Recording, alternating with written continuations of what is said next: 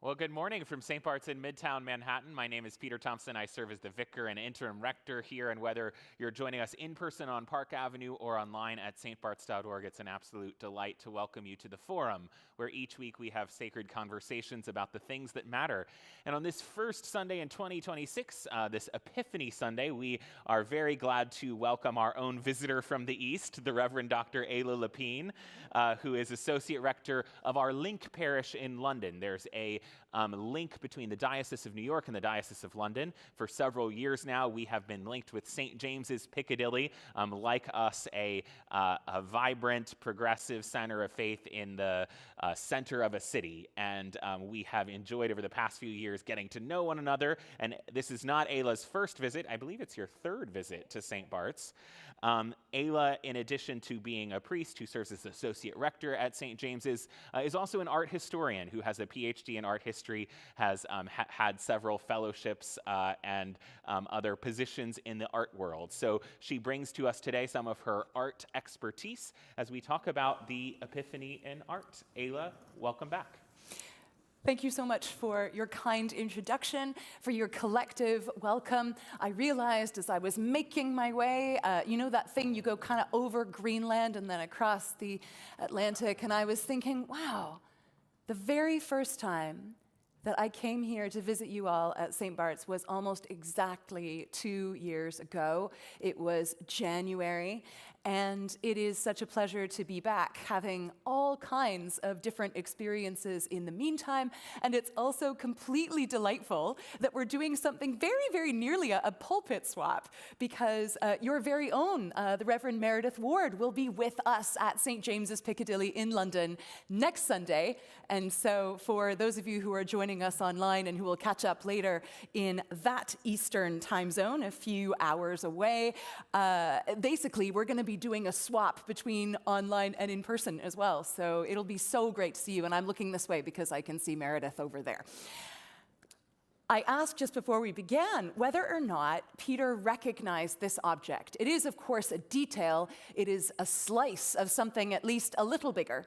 And we'll encounter it a little later on. It is an image of the journey of the Magi for Epiphany, and it's also, at least now, a bit of a local hero in your own city.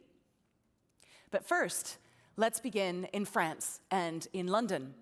Many of you may have seen this before. It is one of the most famous medieval images of these wise people wrapped in a very sweet blanket. I always think that it looks a bit like sort of grandma's crochet. And it has this gorgeous set of folds, and it's from Autun. And it's really old, centuries and centuries old. Notice that the touch of the angel, as these three on their journey huddle together, dreaming, awakens the king at the top. If you're not able to see it clearly, there are great, great images, all of these online, so you can zoom in, you can get close. Imagine being the sculptor creating that suddenly springing open eye with the touch of the angel. Time to go. Time to wake up. In Advent, which is our season of reflection, of study, of preparation for Christmas, we talk often about becoming more awake, more inspired. Sleepers wake. Wait for the star. Wait for the Prince of Peace, because Jesus is coming. And now in Christmastide, as we approach the culmination in Epiphany and our celebration today, something exciting is happening. We ourselves are on the move. And you may be able to see just at the top of this little carving, a very simple, roughly hewn star. It's inspired many artists, and here on the right, one I chose a very simple woodcut by the artist Kelly Lattimore, who is also an iconographer. She's an icon writer, as they're sometimes called, and her contemporary work takes us into the heart of the journey that each one of us may be taking in different ways towards the culmination of our Christian life together in faith. And Kelly here is experimenting not with paint, but with a very simple kind of set of substances. Some of you may have made lino cuts before, where you roll ink and then you print it. So you can see too that it's in reverse, it's mirrored, and that's partly because of the technique, how she chooses to show it. And I think one of the things that she focuses on here, even though you can immediately see the inspiration, the touch of the angel, the pointing finger, is that at least to me, in Kelly Lattimore's version, the sleeping king looks very worried. The gospel that we have today is such a gospel of uncertainty, and I feel like between these two images, to begin, we are reminding ourselves that this road is hard, is uncertain, is a pilgrimage over rough terrain, where a lot happens along the way, and then home is taken by a different road, whatever that road may be. So here is that thing. Here's your local medieval hero. This is a casket. You can do this cool thing on the Met website where they have lots of different photos, so you can almost rotate the image. And you can see that it's actually way less exciting on the back. It's much more patterned rather than having this absolutely wonderful set of scenes, two simultaneously on the top and on the bottom, on what looks like a kind of miniature house for something very, very precious. And there's a little keyhole on the back because it's a reliquary. It's got rock crystal on the top, like little finials on the roof, as it were. And on the roof, we see the three magi making their way on horses. Sometimes we imagine them on camels or on foot or whatever you like. And so here they are, by starlight, on their horses, cantering, following the star.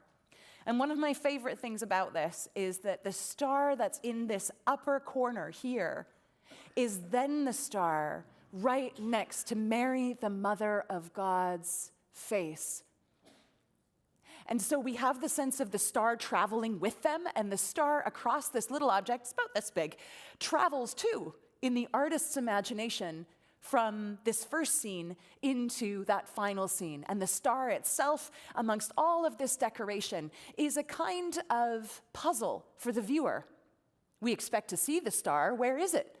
And it might take you a little while, especially in an object this small and this detailed and precious, to find the star. And once you do, you find it twice. And you become, at least in some ways for each of us, a wise man yourself, saying, there's the star. Where does it go? What do I do next?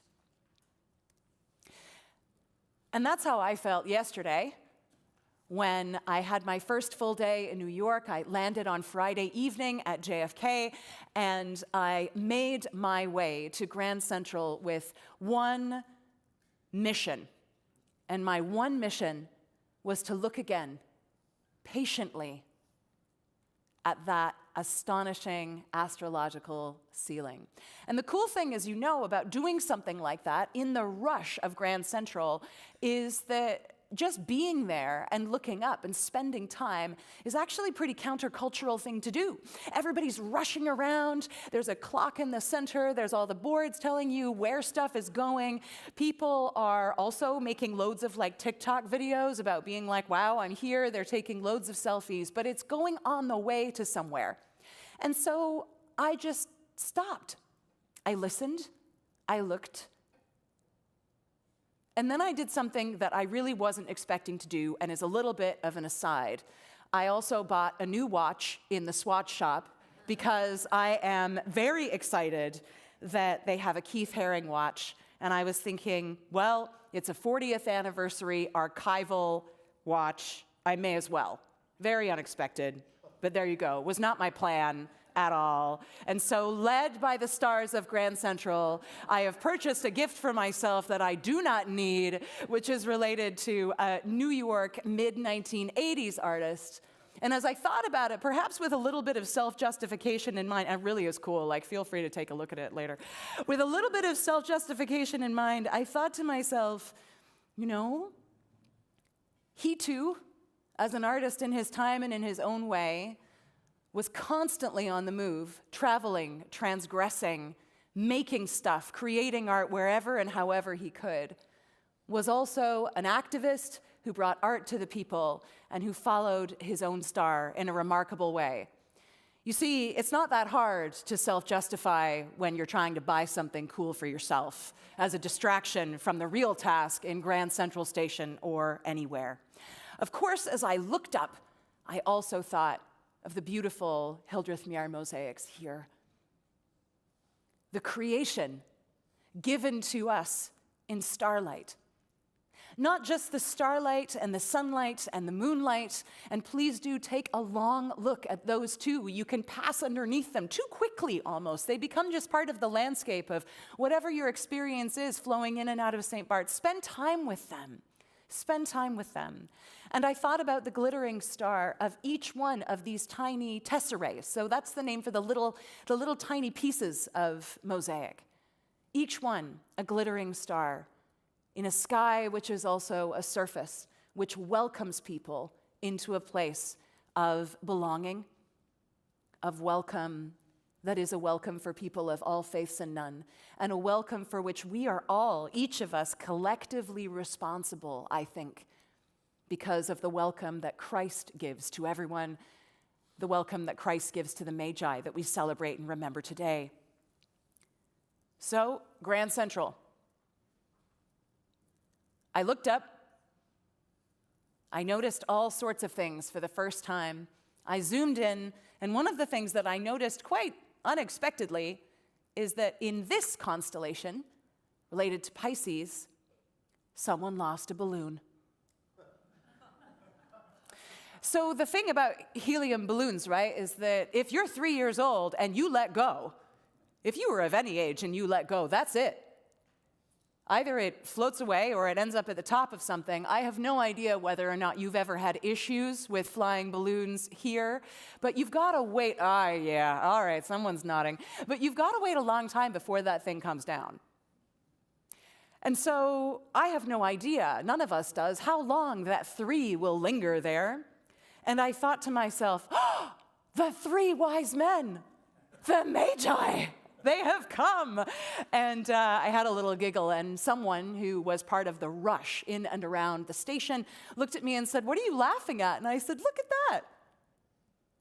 My watch in the air, hoping that she would notice. It's very nice. And she said, "Oh, I hope that child had a very happy birthday." And I thought that that was gorgeous. And I also hope that they did not get in trouble for letting go of that balloon, and that they didn't feel too sad about it. I also noticed that, at least with my camera, something very interesting happens when you zoom in on the tiny points of light in and around that ceiling.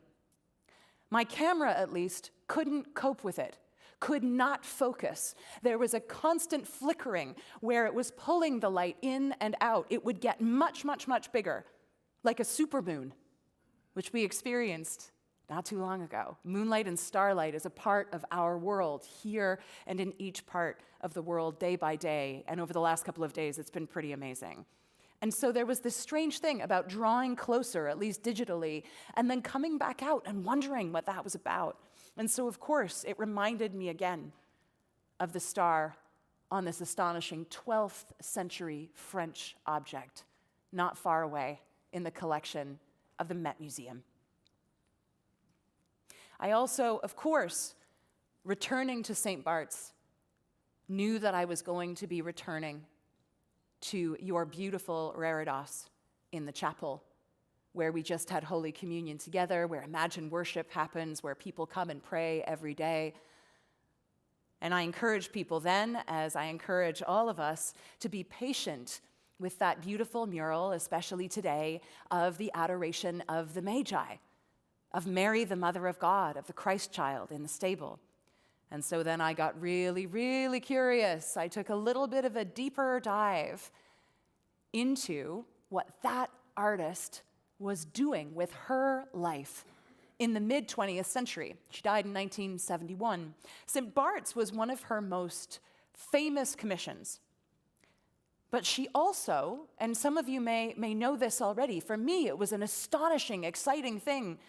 And this is in the collection of the Smithsonian as part of their photographs collection. She also designed portable altar paintings for the US military during the Second World War. It is, Yeah, so did Hildreth Muir. And it's the most amazing thing, because that means that there is this quality of holiness, of hope, with inscriptions like this: "Our God is merciful, the Lord is my light, thy law is the truth." And how amazing. In battle, in violence, in conflict, and this is on our minds and in our hearts for many, many reasons, I'm sure, this morning. Thou shalt love thy neighbor as thyself. And so in the center, zoomed in just a little bit, let there be light. The light of recognition of one's own self and of Christ in the eyes of the person who is next to you, of the people on the subway, of the folks who you will never know, the people who we are connected with and yet who are somehow always mysterious to us, infinitely precious and infinitely loved by God, all of whom are enfolded within that same sense of infinite dignity today and each day. We're invited, we're asked. It can't be a demand exactly. We're commanded, but we choose. Love thy neighbor as thyself, because the Lord is our light. Let there be light. Here's another transatlantic connection. This is currently on display as part of a small exhibition, which is a collaboration between the Yale University Art Gallery and the National Gallery in London. It is a vast experiment because it is Edwin Austin Abbey's close connection between the stars in the sky, astrology, the dance of time, each figure representing 1 hour, which became part of the ceiling mural in Harrisburg, in this political gathering place not far from here. There has been a huge effort to conserve the interior of that building. It is astonishing, and Yale have been involved in connecting this with their collection, huge collection, of Edwin Austin Abbey's work. Seeing this is amazing because it's not meant to be seen like this. This encounter with Starlight, it's just not meant to be that close. It's also something where the artist is trying to figure stuff out and puzzle stuff out. He would be very surprised, if not fairly embarrassed, that this is on display like this and for people to see and enjoy in London and also here in the US, because this, for him, is a labor of love and time leading towards something which is as yet, in this moment, unfinished. And so here are these beautiful little painted stars and these figures representing light and the darkness of night as they shroud and then unfurl themselves moment by moment, hour by hour. And so you can see what I mean. Here it is in situ. So something that's meant to be on a ceiling, when you position it on a wall, it also becomes something which is being seen in a way that we kind of shouldn't see it. And yet it brings our encounter with the artist's work and with Starlight so much closer. Consider then the journey of the Magi from that point of view. When we accompany them, we accompany their curiosity, their confusion and bewilderment. They are seeing something, a new star in the sky? How could that be? They know what stars are. More than most, they know what stars are, but they are also now seeing the night sky in a way that it shouldn't be seen, because it's telling them something that they never expected to hear or know. I want to bring it home, as it were, or at least to my home church, which is also a place where all of you and everyone always welcome. online, in the building, at any time, by email. Many of you I've got to know near and far, at least a little, over the last couple of years, and it's been a pleasure to do so. So some of you will have spent time in this chapel, but for some of you, this is perhaps an unfamiliar image. So this is what we call our side chapel. It is dedicated to Mary, the Mother of God. It's on the south side of the church, and it's a space where we frequently have contemporary art exhibitions. And this one, running through from Advent to Christmas and on to Epiphany, is by a London artist named Bokani, who grew up in Zimbabwe. And she works with painted mirrors. And this behind the altar is a temporary altarpiece that represents the Visitation. Elizabeth and Mary, John the Baptist and Jesus.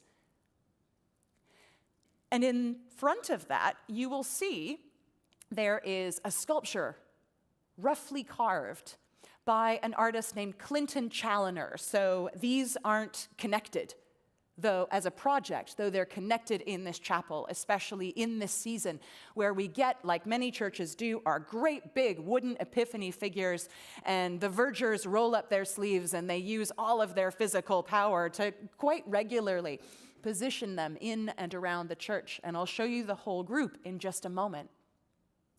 They are always, except on Sundays, when they come into the main section of the church, into the nave, they're always here in the side chapel.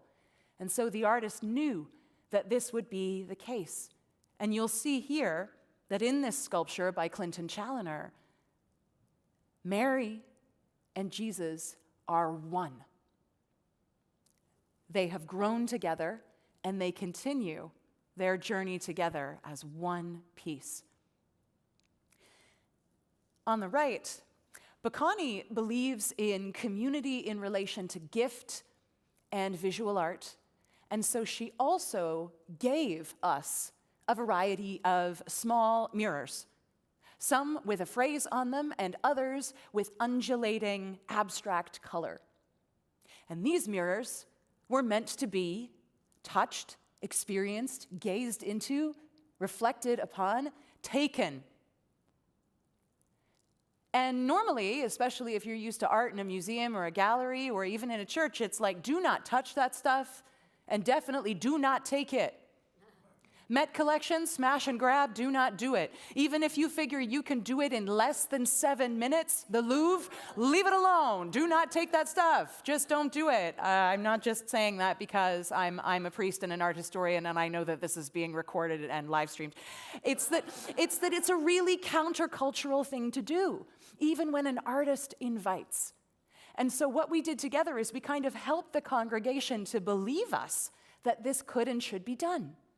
And a number of them had this inscription: "Power concedes nothing without demand." Maybe some of you know what the origin of this is. It is a phrase, it is a line uttered and shared by Frederick Douglass, the American 19th century abolitionist, who was so deeply known, so powerfully attentive to the need for liberation, drew crowds, encountered astonishingly awful levels of racism, of course, and also kept going, refusing to do anything other than to continue to tell a story that so many people did not and still do not want to hear. And so here is Bokani, art as social justice, bringing mirrors with this inscription into the world of the church. I wonder where these mirrors are now. Some of them I know where they went. One has gone to a young asylum seeker with a devastating story. One has gone to an elderly couple who came to St. James's for the first time and who thought, art for us? One of them came up to me and said, "We don't really have any art in our house, so I guess we're collectors now?" May it be the beginning of a wonderful voyage for them. And I want to show you, of course, the full group. And these are the Magi in Clinton Challoner's group. They were all carved out of one tree. It was a catalpa tree, an Indian bean tree that was in the courtyard at St. James's, right on Piccadilly, for many, many years, nearly a century. It was one of London's great trees. Part of it got to be held up by an iron cuff because it had been through so much. It survived just the bombing of the church in the Second World War in 1940, and so some of those figures, you can still see the scorch marks of the fire on the figures. Eventually, it was time for the tree, as sometimes happens, to be cut down. And there was no way at St. James's that anything else could have happened than an invitation for an artist to create something new. The outside, this tree, has been brought inside and becomes our beloved nativity figures.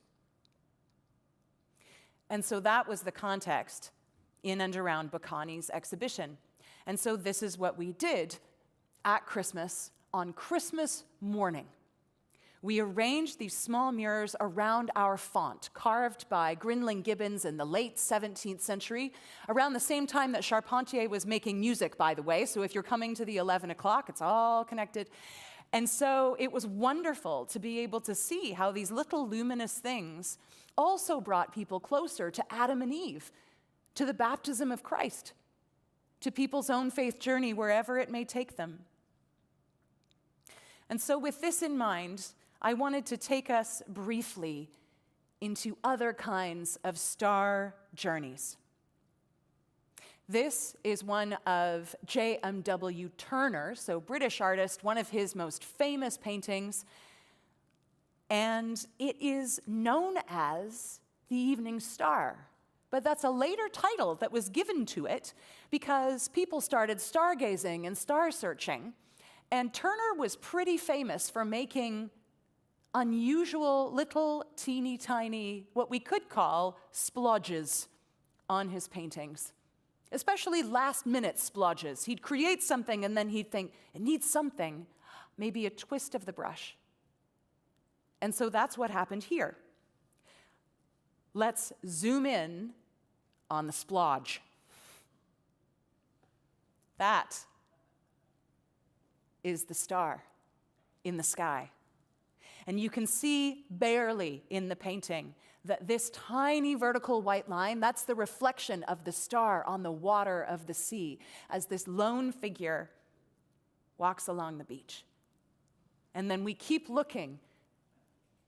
And as we keep looking, we zoom in too, as well as zooming out.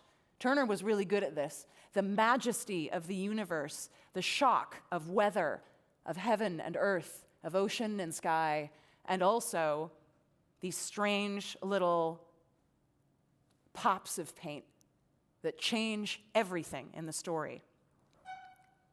And this is someone else who came after Turner who was also changing everything in the story of art.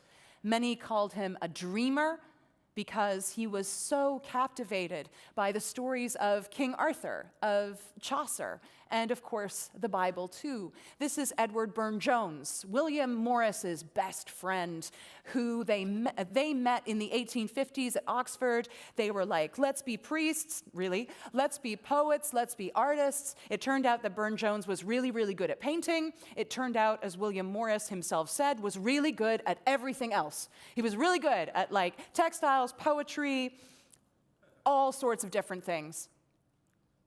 Edward Burne-Jones, he was great at a lot of stuff too, but mostly painting. And so this is him. He's 57 years old in this picture, and he needs a ladder because he's working on one of the very largest paintings, not only in his career, but also in the nation, which is now in Birmingham. And this is the Star of Bethlehem. Here are the Magi. The detail of their clothing, the shoes, the crown. I think you would really enjoy, if you wish, looking at this work of art. You could bring it in on your phone, or you could print it off and you could take it with you alongside the art that you have in the chapel of the Adoration of the Magi. There is something going on, too, here in the atmosphere. And in particular for me, in the position, in the face, in the uncertainty of Joseph. He's been out gathering wood to keep them warm. His presence, his face. It's a reflection, I think, of our presence too. Involved and there. Dedicated, devoted, perhaps in ways that are practical as well as spiritual, mysterious, and also in the here and now. And yet, where are we in the story?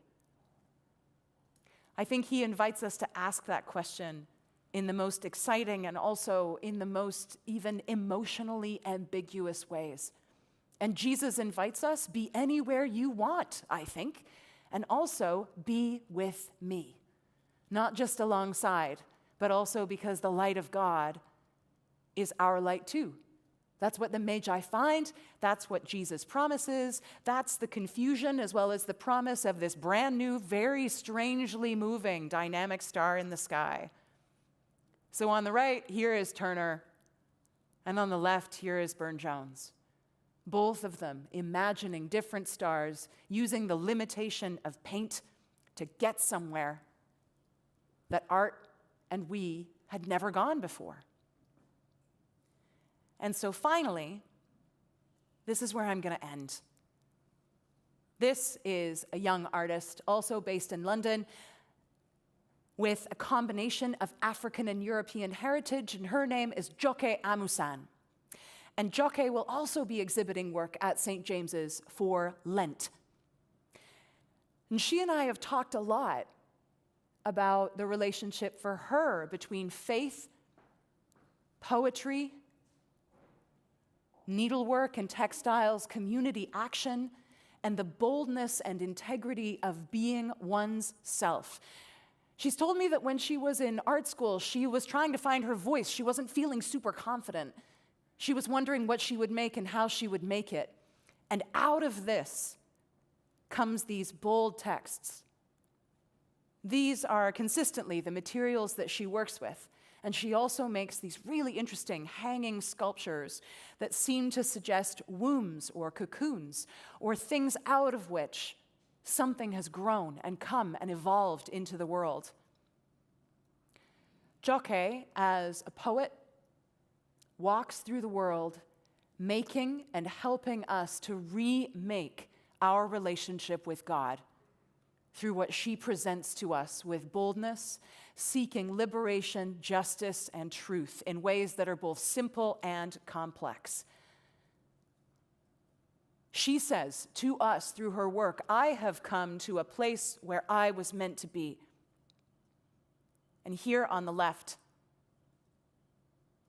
and she uses this a lot. She does these hangings where she'll just walk around London and she'll find a cool stick or a branch, and she'll think, that branch looks really interesting. I'm going to make a hanging in response to this. So she says that she sort of walks around, and her friends are a bit like, yeah, she's got a branch. She's going to make something. Something's going to happen. And this reminded me, of course, with the Edward Burne-Jones of Joseph in the background, his bundle of branches. He's improvising. He's wandering around thinking, where and how am I going to keep my family warm? I am improvising.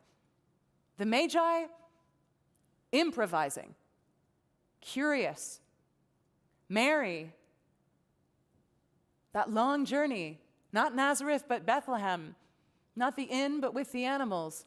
That is ultimate trusting improvisation.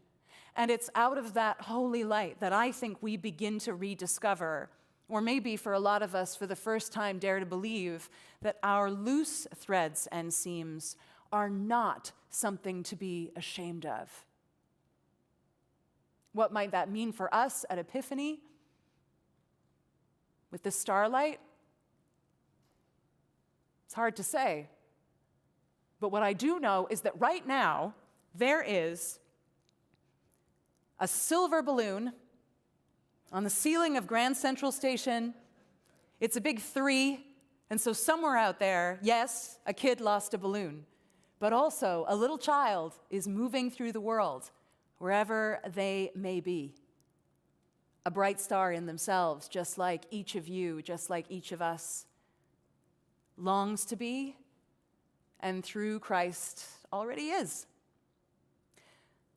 I'm going to stop there, and we'll see what rolls out in conversation, in dialogue. I'm always curious about how to continue and how to explore conversations together. I definitely want to know what you think. And so over to you, and we'll continue the dialogue. Oh, thanks. Thank you so much, Ayla, for a characteristically surprising and enriching presentation. Those of you who are here in the room and those of you who are online, you have a chance to add your own voice now. We do have some time for questions and comments. If you're here in the room, you can raise your hand. Suzanne Vorster is going to come around with question cards. You can fill those out, return them to her. She'll bring them up. If you're joining us online, you can type your questions or comments into the live chat on YouTube, the comments on Facebook, or you can email me, pthompson@stbarts.org. I love the journey that you took us on as the wise men went on their own journey.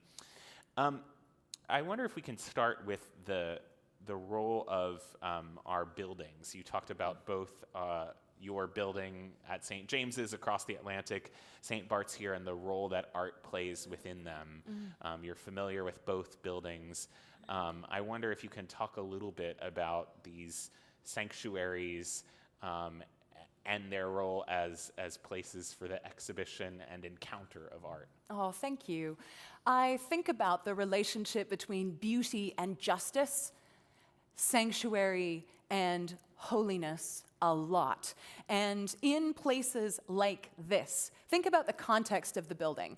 People are walking through Midtown Manhattan. They see glass. They see tall stuff all around them. They see cafes. They see office blocks. They see the vastness of these canyons of modern buildings. And all of a sudden, they could turn the corner and see this church. What a surprising place this is. What an invitation to step not only back in time, because heritage and stewardship is so precious, and sometimes, absolutely, for buildings that in the UK we would refer to as grade 1 listed buildings, heritage buildings, that's a commitment, that's a responsibility, that quality of stewardship for present and future. That has way more to do with us in this present moment. At St. James's, here at St. Bart's, and in lots of different spaces, places of worship and beyond. I believe that we need to give the best of ourselves to our buildings and to the works of art that continue to build up in layers. Nothing is static. You could commission a work of contemporary art, permanent or temporary, anytime you want. You can invite artists anytime you want. This is not something that just stays still. It's not a museum, absolutely not. It's a place which brings the dynamics of spirituality, that beauty and justice, into the heart of the sacred. These buildings are brilliant in so many ways because they are preaching even when we are not here. Externally and internally, they are telling the story of God over and over and over again for people of all faiths and none.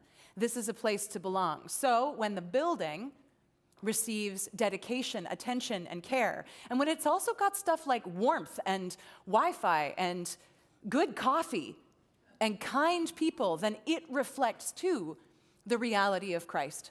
Your building is telling the story of you. It's telling the story of God. And I get really worried, and I'm on the Contested Heritage Committee for the National Church, for the Church of England. I get really worried when people start to think about the relationship between risk and art and architecture in a way that can really shut down and limit people's imagination. I think that, frankly, that is wrong. These are places for the best kinds of conversations through the arts. And at St. James's, many of you know, we have something called the Wren Project, over £20 million, because we want to transform our buildings into a place where anyone and everyone can be, and where they are not just beautiful, but they are also inclusive in brand new ways. Because the 17th century and Christopher Wren, who was our architect, astonishing. And also, we're not just stuck in that 17th century moment, and you're not just stuck, trapped even in that early 20th century moment. It's an opportunity. It's your enriched space. It also is kind of your blank canvas. It's a space where energy and inspiration and creativity, it changes the world every day. How many artists come through this place, look up at the ceilings and think, oh, I have an idea? More than we will ever know. You chose to focus on starlight and stars. The Magi traditionally are, or scholars tell us now, were probably Zoroastrians. They were astrologers and/or astronomers. How do you think about the modern science of stars in relationship to the story and also to the works of art you've taken us through? I love this question more than you might think. I am no scientist. I have looked through a telescope once in my life, a not very powerful one in someone's garden in the west coast of Canada, and I remember thinking, no way. I'm interested in the relationship between stars and time, the travel, the speed of light, and also the slowness of light in some way, the particles of the atmosphere in the universe. And a couple of years ago, a friend of mine, who also works in architectural history and heritage, said that she receives a daily photograph from folks at NASA by email every day. And she said, you should sign up for this thing. And I love this photograph, and it's become a prayer practice for me, because every day at around 5 p.m., this thing just drops into my inbox, and it's completely different, and I think to myself, if I don't have 10 seconds to open this email to learn a little bit about the sky and the universe and the galaxies around us, and to really concentrate and contemplate on this astonishing image that science brings us, if I think I don't have 10 seconds for that, I have absolutely lost it today. I have lost it today. So reorientation towards the stars is an orientation that I think each of us can share and be invited into with this pilgrimage, this journey that we share. We're tiny. We're tiny. And we are also so precious. More precious than any of the stars in the sky. And yet, God gives us their faint light, through which folks like these wise men, these magi, these Zoroastrians, through which they knew more differently about wayfinding. Astrology, I don't know, like I'm an Aquarius. My dad used to read the horoscopes when we were bored in the car, when we were waiting for mom in parking lots, you know, that kind of thing. Not entirely sure. And the way in which astrology connects meaning through life's courses is, I think, also embedded in different ways into human curiosity. And astronomy, so cool. So cool. And I wish I knew more. So that 10 seconds a day, I'm learning something, but it piques my curiosity more and more. And I feel like I need to keep learning about the night sky and about what's above us, what's seen and unseen. Reminds me of the Creed, all things, visible and invisible. Of course, with modern light pollution in cities like New York and London, those stars on the ceiling of Grand Central might be more visible to many people who live in New York than the stars themselves. Wow. Yeah. And the idea of light pollution as a phrase is also something that really interests me. You know, the idea of the city that never sleeps, nightlife at St. James's. We often pray in the mornings for those who have been working through the night. There is no real rest. There is no real lights out in these spaces. And so what we end up with is a kind of an urban starlight on the ground. You know, like you fly in on a plane in the evening into any big city, and you will see where the city kind of begins to start in these rivulets of stars. And each of these spaces are constellations, but they're constellations which are also, in at least some ways, they're constellations of grind culture.